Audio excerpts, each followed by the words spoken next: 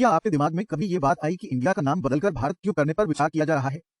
आइए भारत नाम की उत्पत्ति के समय में पीछे की यात्रा करें।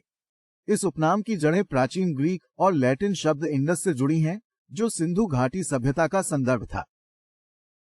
ये दुनिया की सबसे प्रारंभिक शहरी सभ्यताओं में से एक थी, जो लगभग 4000 साल पहले आधुनिक पाकिस्तान और उत्तर पश्चिमी भारत में स्थापित हुई थी। जब अंग्रेजों ने भारतीय उपमहाद्वीप पर कदम रखा तो उन्होंने इस प्राचीन शब्द को अपनाया।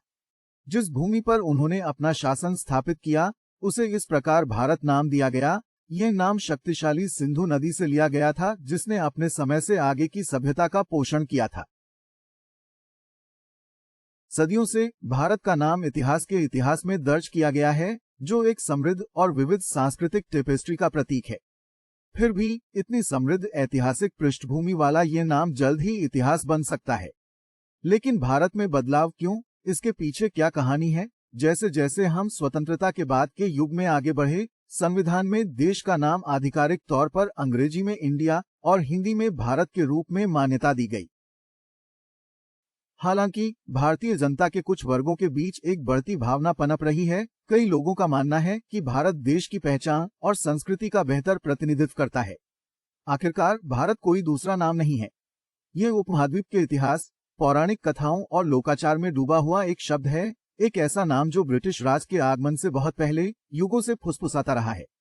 ये एक ऐसा नाम है जो भारतीय लोगों की जीवंतता, विविधता और अदम्य भावना को प्रतिबिंबित करता है। ये भावना केवल साधारण नाम परिवर्तन के बारे में नहीं है। ये पहचान को पुनः प्राप्त करने, साझा अतीत के साथ संबंध को फिर से जागृत करने और राष्ट्रीय गौरव की भावना की पुष्टि करने के बारे में है। ऐसा लगता है कि भारत का आह्वान सिर्फ नाम बदलने से कहीं अधिक है। ये पहचान पुनः प्राप्त करने के बारे में है।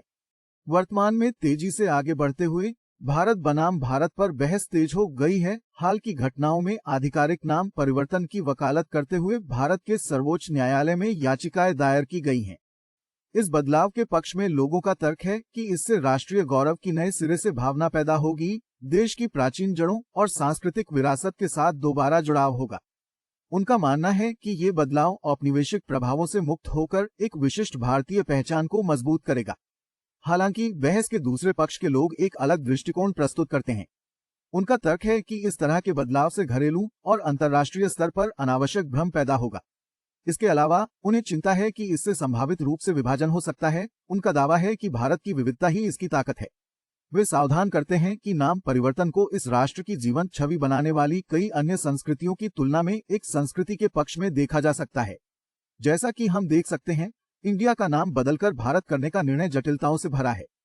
तो क्या हम जल्द ही इंडिया की जगह भारत कहने लगेंगे? ये पेचीदा सवाल हवा में घूम रहा है, क्योंकि हम उन स्तरित आख्यानों पर विचार करते हैं जिन्हें हमने आज उजागर किया है। सिंधु नदी से प्राप्त इंडिया नाम की ऐतिहासिक उत्पत्ति से लेकर स्वतंत्रता के बाद भारत के लिए प्राथमिकता तक, एक ऐसा नाम जो देश की प्रतिध्वनि करता है, समृद्ध सांस्कृतिक और ऐतिहासिक टेपेस्ट्री। ये चल रही चर्चा केवल शब्दार्थ पर बहस नहीं है। ये पहचान को पुनः प्राप्त करने, राष्ट्रीय गौरव स्थापित करने और देश के नाम को उसकी जीवंत संस्कृति के साथ जोड़ने की खोज है। ये एक ऐसी बातचीत है जो सीमाओं और समय से परे जाकर एक राष्ट्र होने के अर्थ के मर्म तक पहुंचती है। भारत में प्रस्तावित नाम परिवर्तन देश के लचीलेपन और अपनी शर्तों पर अपनी कथा को परिभाषित करने के निरंतर प्रयास का एक प्रमाण है। क्या इंडिया भारत बनेगा, ये देखना अभी बाकी है। लेकिन एक बात स्पष्ट है कि चर्चा अभी खत्म नहीं हुई है।